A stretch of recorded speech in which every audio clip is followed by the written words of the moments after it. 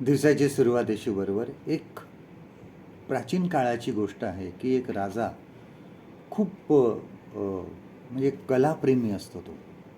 आणि त्याला निरनिराळे पेंटिंग्स आहेत, म्हणजे चित्र आहेत, किंवा मूर्ती आहे, शिल्प आहे, अशा अ, गोष्टींचा त्याला खूप रस असतो आणि तो अशा कलाकारांना नेहमी उत्तेजन देत असे.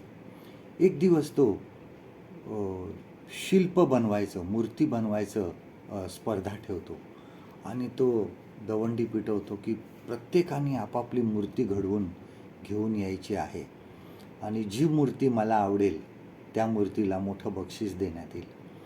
आणि त्याप्रमाणे सर्व जे आजूबाजूच्या त्याच्या राज्याचे लोक असतात ते सर्वजण त्या ठिकाणी काम करायला लागतात. चांगलीतली चांगली आपण मूर्ती घेऊन जाऊ आणि त्या ठिकाणी राजाकडून बक्षीस मिळवू असं प्रत्येकजण म्हणतो.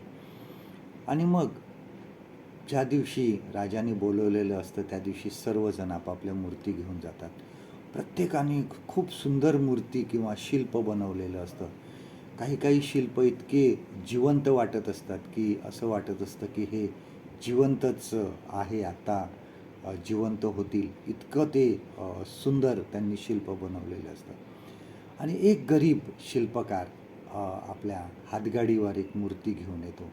ती मूर्ती झाकलेली असते आणि ज्यावेळेस तो ती मूर्ती उघडून ठेवतो त्यावेळेस सर्वजण लोक त्याला हसायला लागतात, कारण त्या मूर्तीला तडे गेलेले असतात, क्रॅक असतात.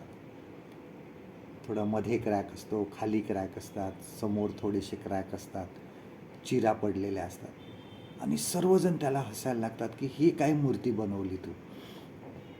आणि सर्वजण त्याच्याकडे विचित्र नजरेने बघायला लागतात. काहीजण हसायला लागतात, काहीजण त्याची चेष्टा करतात.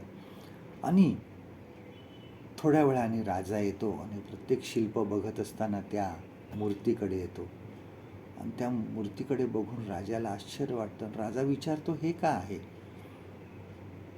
हे असं कसं आहे. आणि मग तो मूर्तिकार सांगतो की महाराज, ही खरी मूर्ती आहे, हे खरं मनुष्याचं स्वरूप आहे. मनुष्य त्याच्या जीवनामध्ये नेहमी काही चुकत असतो. ह्या जगामध्ये कोणीही परिपूर्ण मनुष्य नाही, कोणीही परफेक्ट नाही. काही ना काहीतरी आयुष्यामध्ये चुका केलेल्या आहेत, अपयश त्याला आलेले आहे आणि ते अपयश मी ह्या ठिकाणी दाखवलेलं आहे की ह्या ज्या भेगा आहेत, ज्या क्रॅक आहेत, हे मनुष्याचं अपयश दाखवत आहे, त्याचं चुका दाखवत आहे. कारण कोणीही मनुष्य परफेक्ट नाही, कोणीही मनुष्य पूर्ण नाही. आणि राजा विचारात पडतो. राजा विचार करायला लागतो की खरोखर मी सुद्धा बऱ्याच वेळेस काही चुका केलेल्या आहेत, मी सुद्धा परिपूर्ण नाही. माझ्या दरबारामध्ये जे काही विद्वान आहेत त्यांनी कधी कधी चुकीचे सल्ले दिलेत, कधी कधी त्यांनी चुकीचे विचार केलेले आहेत. त्यामुळे खरोखर कोणीही परफेक्ट नाही. आणि पूर्ण विचार केल्यानंतर राजा ह्या तडा गेलेल्या मूर्तीलाच पहिलं बक्षीस देतो. आणि लोकांना आश्चर्य वाटतं की राजाने असं का केलं. राजा त्यांना सांगतो की तुम्ही जी मूर्ती बनवली ती तुमची कल्पनेतली होती की मनुष्य असा पूर्ण असावा, पण ह्या मूर्तिकाराने अशी मूर्ती वास्तवातली बनवली की खरं का आहे, सत्य का आहे की मनुष्य हा कधीही परिपूर्ण नाही. आपल्या जीवनामध्ये बऱ्याच वेळेस आपण सुद्धा अपयश करतो, अपयशाला सामोरं जातो, कधी कधी चुका करतो, आपल्या हातून काहीतरी वाईट गोष्टी घडतात. परंतु लक्षात ठेवा की आपण मनुष्य आहोत, आपण मानव आहोत. ह्या जगामध्ये कोणीही परिपूर्ण नाही,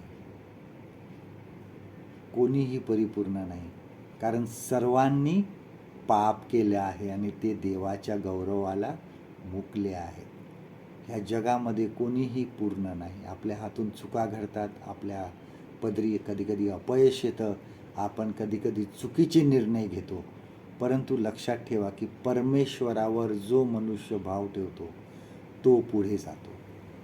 आपल्या जीवनामध्ये अपयशाला बघून, चुकांकडे बघून, मागील गोष्टी केलेल्या ज्या चुका आहेत त्या बघून तिथंच थांबू नका. तर पुढे जात राहा, परमेश्वरावर भाव ठेवा आणि परमेश्वर तुम्हाला मार्ग निश्चित दाखवेल. आजचं देवाचं वचन आपल्यासाठी हे आहे, यशया ह्याच्या 40वा अध्याय आणि 30 आणि 31वं वचन. आयझाया चॅप्टर 40 अँड वर्स 30 अँड 31.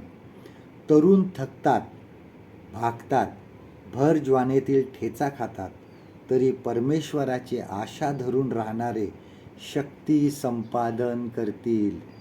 ते गरुडाप्रमाणे पंखांनी वर उडतील.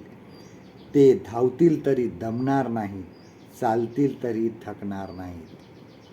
परमेश्वर करो आजचा दिवस तुमचा आशीर्वादित करो.